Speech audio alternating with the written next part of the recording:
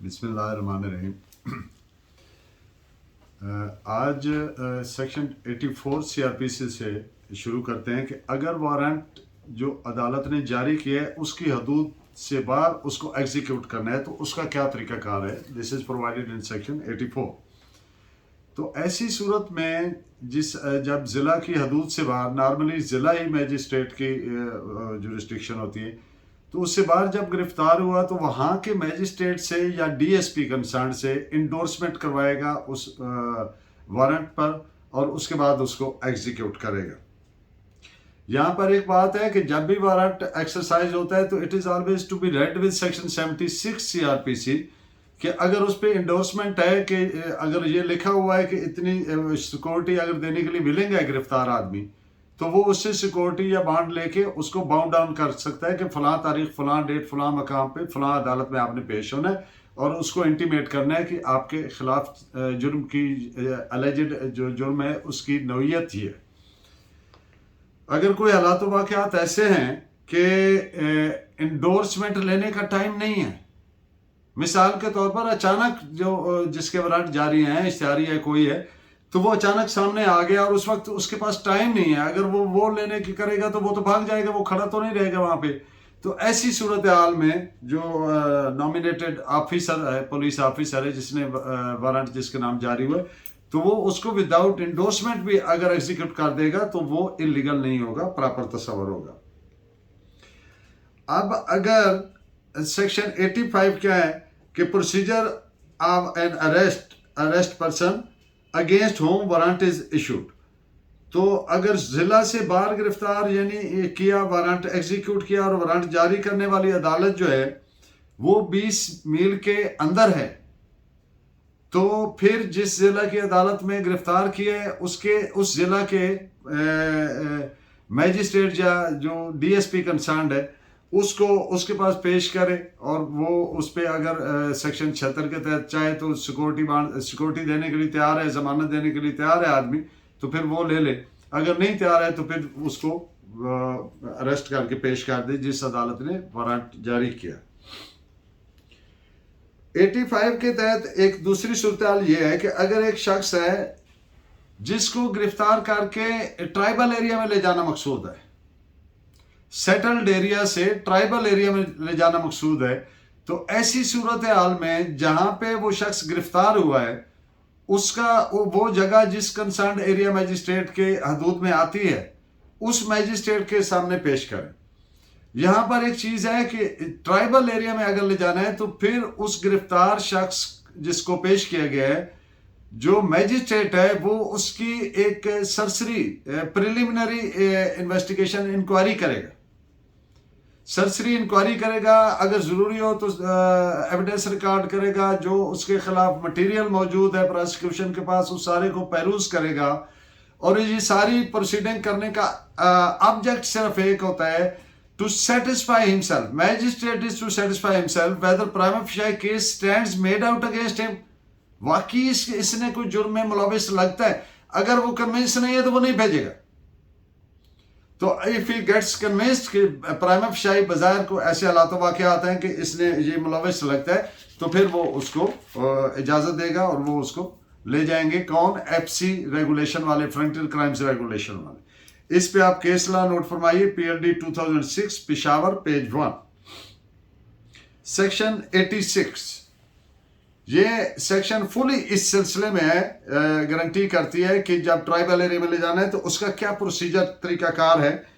तो जब गिरफ्तार को लिए जाना है तो सबसे पहले जहां से गिरफ्तार हुआ उस मैजिस्ट्रेट के सामने पेश करें, वो उसकी प्रिलिमिनरी इंक्वायरी करे, जैसे मैंने पहले अर्ज किया, एविडेंस अगर जरूरी है वो रिकॉर्ड करे, जो रिकॉर्डेड ऑलरेडी मटीरियल मौजूद है उसको पेरूज करे और फिर उसके बाद उनके हवाले करना है या नहीं करना ये उसने फैसला करना है। ये उसकी सेटिस्फेक्शन डिस्क्रिशन है मैजिस्ट्रेट की जिसके पेश किया गया। अब अगर उस आदमी के खिलाफ नॉन बेलेबल एलिगेशन है तो फिर तो सिक्योरिटी वगैरह ले सकते हैं, बॉन्ड वगैरह ले सकते हैं।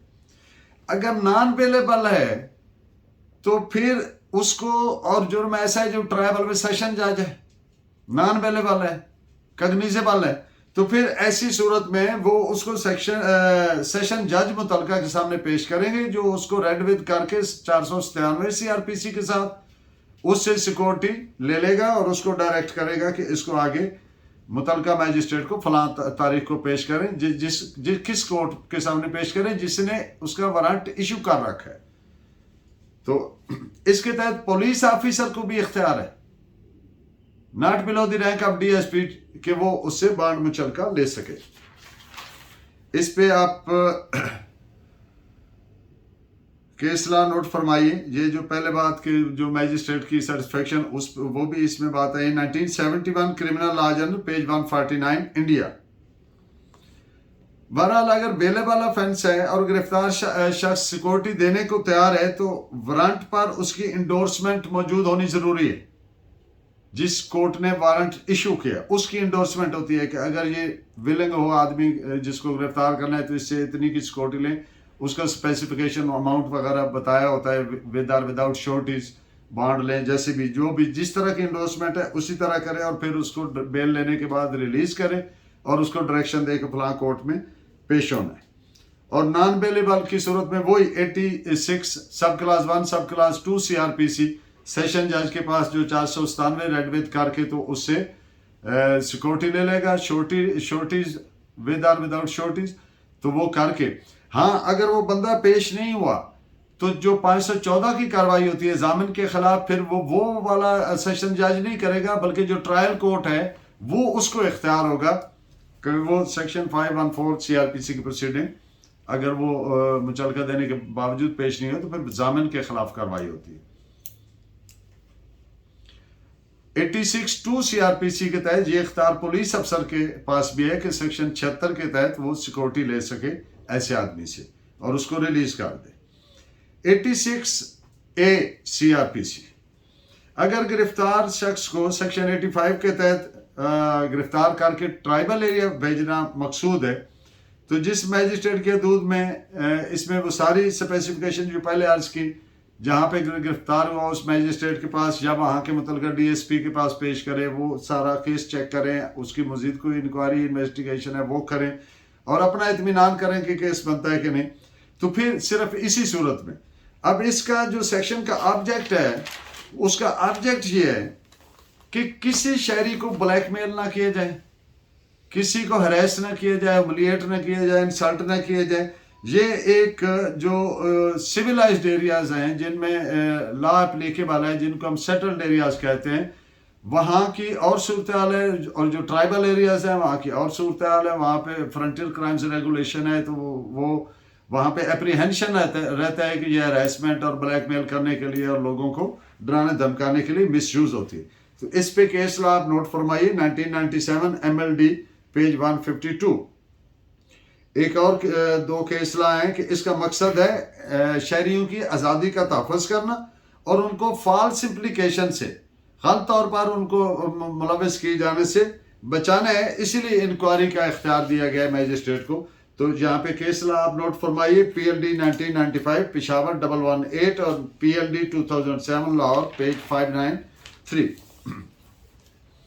ایک اور ججمنٹ ہے wherein it has been held that to protect the life and liberty of the citizen a sort of mini trial، ایک طرح کا منی ٹرائل کہیں ہیں اس کو، جو پروسیڈنگ وہ کرتے ہیں کہ اس کا اطمینان کریں کہ جرم واقعی ہوا ہے کہ نہیں۔ ایسے تو نہیں اس کو کسی آدمی کو بلیک میل کرنے کے لیے سیٹلڈ ایریا سے اٹھا کے ادھر FC والے لے جانا چاہتے ہیں، تو اس کے پاس یہ اتھارٹی ہے، اگر اطمینان وہ سمجھتا ہے کہ نہیں اس کے خلاف تو کیس بنتا ہی نہیں تو وہ نہ بھیجے۔ تو this is reported as PLD 2008 Peshawar page 154۔ اور دوران انکوائری وہ باؤنڈ ہے میجسٹریٹ ٹو سیٹسفائی ہمسیلف کہ کہیں انلیگل ریموول تو نہیں ہو رہی، اور ایویڈنس جو ریکارڈ کرنے کا مقصد ہے تو وہ صرف یک طرفہ نہیں ہوگی، وہ 2 طرفہ ہوگی، پراسیکیوشن والوں کی بھی موقع دیا جائے گا، ان کی بھی پوری بات سنی جائے گی۔ This is reported as PLD 2008 Peshawar 154۔ یہ دونوں باتیں اس ججمنٹ میں کہ اس طرح سے removal without complying these provisions would be deemed to be illegal۔ اگر اس کو اس طرح سے سرسری انکوائری اور یہ نہیں کیا گیا تو جو ریموول ہے وہ انلیگل ہوگی۔ اس سیکشن 86A کو انسرٹ اس لیے کیا گیا ہے کہ abuse of process of law سے شہریوں کو بچایا جا سکے. یہ 2 سپریم کورٹ کے اور 1 ہائی کورٹ کا فیصلہ ہے, آپ نوٹ فرمائیے.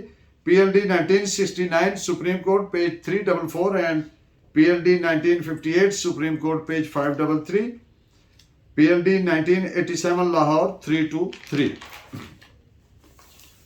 یہ جو انکوائری کی بات ہم کر رہے ہیں 86 کے تحت, یہ ایسے ہی وہ کورٹ میجسٹریل کورٹ انکوائری کرے گی جیسے اس کورٹ کو اختیار سماعت حاصل ہو, اس کو یعنی کہ وہ تمام پارز حاصل ہوں گی. تو this is reported as PLD 1995 Peshawar 118. High court اور سپریم کورٹ کی جو جورسڈکشن ہے that is excluded. Tribal areas میں ہائی کورٹ اور سپریم کورٹ کی جورسڈکشن نہیں ہے. ہاں ایک بات ہے کہ اگر کوئی جرم پارٹلی ادھر ہوا, مثال کے طور پر کچھ جرائم ہوتے ہیں جو جن میں کنٹینیوٹی آ جاتی ہے. فار انسٹنس ایک آدمی اغوا ادھر سے ہوا اور ادھر لے جایا گیا, تو شروع یعنی پارٹلی ادھر سے شروع ہوا پارٹلی, تو اس صورت میں ہائی کورٹ اور سپریم کورٹ جورسڈکشن موجود ہے. اور دوسری صورت یہ ہے کہ اگر 199 تو میں نے عرض کیا اور 185 یہ ہائی کورٹ کے جو اختیارات ہیں یہ اپلیکیبل نہیں ہیں, چاہے فنڈامنٹل رائٹس کی انفرنجمنٹ کی انہوں رپورٹ کی جائے ٹرائبل ایریاز کے اندر. اگر کوئی معاملہ ٹرائبل ایریاز کے اندر ہے تو پھر 199 اور وہ نہ سپریم کورٹ نہ ہائی کورٹ کا وہ اختیار رہ جاتے ہیں. لیکن اگر کوئی پارٹنر ادھر ہوئے تو پھر ہائی کورٹ یہ ضرور دیکھے گی کہ 86A جو ہے وہ پراپرلی اپلائی ہوا ہے کہ نہیں, انکوائری پراپرلی ہوئی ہے کہ نہیں, تو پھر ہائی کورٹ اس کو دیکھ سکتی ہے, اور اگر نہیں ہوا تو اس کو ریڈریس کر سکتی ہے, انشور کر سکتی ہے.